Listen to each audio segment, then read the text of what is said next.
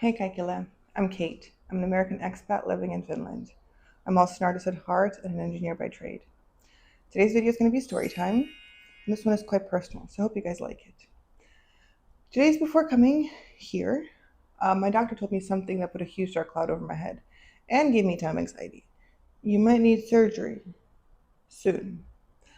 Imagine this, your whole life is packed into boxes and shipped out by sea. Your husband already left and is waiting for you and your kids to arrive. Your flight leaves in 2 days.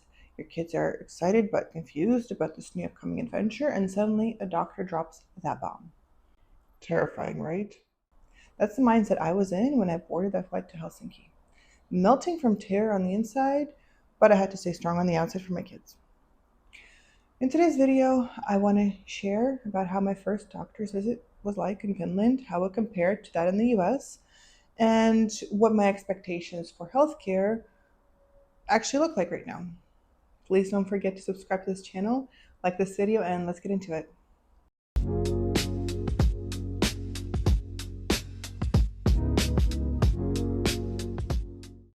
So let's rewind and take a few steps back. I wanted to depart the US with a peace of mind and a light heart. So I went ahead and scheduled all of my checkups, my gynecologist, dentist, general practitioner, all of it. I wanted to make sure I'm leaving the country, as a healthy human and nothing serious was looming over my head. Well, life tends to surprise you at the perfect time and decided to gift me right then and there. Some of my test results did not come back with what I wanted or expected to hear. Nothing life threatening, but serious enough for my doctor to start talking about surgery. And not like maybe someday surgery, more like we need to schedule you for this fall. All of this dropped in my lap 2 days before leaving the country for good. I mean, talk about timing. And I don't know if any of you have done an international move, but the stress levels are already at like 100. Adding in a possible surgery to the pile really doesn't help the situation. I did everything in my power not to start panicking on the spot because my doctor looked pretty serious. I will be honest, it did not help my mental state at the time. When I arrived to Finland, all I could think about is how am I going to handle this in a brand new country? Every video I had watched, every forum I had read, every single person I had talked to said the same thing. The Finnish healthcare is free, but it's slow, crazy slow, like months of waiting before you get to see a doctor. On top of that, the Finnish healthcare system is currently experiencing staff shortages. Nurses and doctors are in high demand. They even stopped demanding perfect Finnish before hiring you. So my hope of being seen quickly is pretty low at the time. So I did everything a typical expat would do. I went ahead and registered for Kela, which is the Finnish social system. Without Kela, you can't really get access to public health care. During registration, they told me it can take up to 3 months to register me. 3 months. For somebody who might need surgery, that is eternity. I did hear a rumor, though, that registering with your municipality can help you get healthcare ahead of your Kela card. So I did that. And then I started registering for online portals. I started reaching out to private clinics. I even contacted the agency that helps you with integration into the country. But either nobody responded or I heard, wait for your Kela card to kick in. On top of that, my American doctor kept messaging me and emailing me. Did you find anybody yet? Did you book an appointment? My anxiety was growing with every single message. And then one random Monday morning, I get a phone call without a identification number. Something urged me to pick up the phone. On the other side, it was a woman from the integration service. She spoke in perfect English. She also told me that she could see me in the Kela system, although my physical card has not arrived yet. She told me that the best path forward would be to download the Luna app, and there I could talk to a doctor and explain my entire situation. She also said that if that doesn't work, I can always arrive to them at a physical address that she texted to my phone. I ran home right away, downloaded the app, and chatted with the doctor. I uploaded my test results, told her my symptoms, and the nurse ended the conversation telling me that she will pass this information on to a doctor and they will reach out soon. Honestly, I was skeptical. I mean, Finland is the country of long wait times. But I was like, okay, I will patiently wait for the doctor to reach out. To my absolute shock, the next day, the very next day on a Tuesday, they reached out. They told me that they reviewed my tests and they would love to bring me in for treatment tomorrow. Wait, what? Tomorrow? Like the following day in a country where the wait times are long and the healthcare will take you months to get in? I asked them multiple times if I heard them right. I think the lady on the other side of the phone started giggling, but I'm not sure. Of course, life with kids got in the way. My husband was traveling, and the appointment time overlapped with the daycare pickup. But they got me in 1 week later, exactly 1 week from the moment I reached out via the application. Now, here's where things get interesting. My appointment was scheduled at a medical center in Helsinki. It is a whole campus that was built in early 20th century, and it was going through a modernization and renovation project, of course, with a ton of construction going around. Half the roads were closed, so I had to circle for a while looking for my spot. When I parked and saw the 11 euro parking fee for 2 hours, I winced a little bit.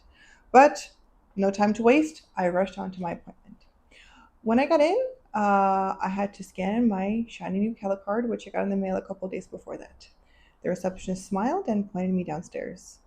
No paperwork to sign, no clipboard full of medical history, just downstairs. I will put a disclaimer that I submitted all of that information via a portal, but it was nice not having to redo it one more time when I got to the doctor, which has happened to me multiple times in the US. When I got to the waiting room, I sat down and pulled out my book. Okay, I'll be here for a while, I thought. But before I even got a chance to open my book, my name was called. I looked around thinking, wait, me? Already? And off I went. A typical visit to the doctor in the US looks like you arrive, and then you're in the waiting room waiting for you to be called for an indefinite amount of time. Then it's a nurse, then it's vitals, nurse, maybe a form to sign, and then you're waiting for the doctor also for an indefinite period of time. And then the doctor sees you. It usually takes about 5 to 10 minutes to see a doctor, and that's it. Here, I was taken straight to the doctor.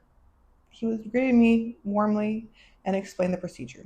He answered my questions, even drew a picture demonstrating the process, and reassured me no surgery is necessary. I was shocked. In the US, the doctors wanted to cut me open, and that was the only option that I was provided. Here, the doctor said no surgery is necessary for this. A simple 15-minute procedure is all you need. While I was getting prepared and the procedure, all I was asked was my social security number and if I have any allergies. That's it. The procedure actually took 15 minutes. And then I got dressed, got discharge instructions, and off I went. The whole thing felt refreshingly human and genuine. I was in and out in under an hour. When I got back to my car, I stopped the parking app. The final cost was 5 euros. And that was the entire cost for this visit. The procedure itself was free. I decided to, out of curiosity, just Google how much this procedure would have cost in the DC area where I used to live. The results came back with $5,000. And that's where it hit me. I had just experienced two completely different philosophies for healthcare. In the US, surgery was pushed, insurance would have been a nightmare, and then the final bill would have been astronomical. In Finland, efficient, minimal, and free, except for the $5 in parking euros. I drove home that day in silence, just grateful. I have to say, this doctor visit really made me rethink some things.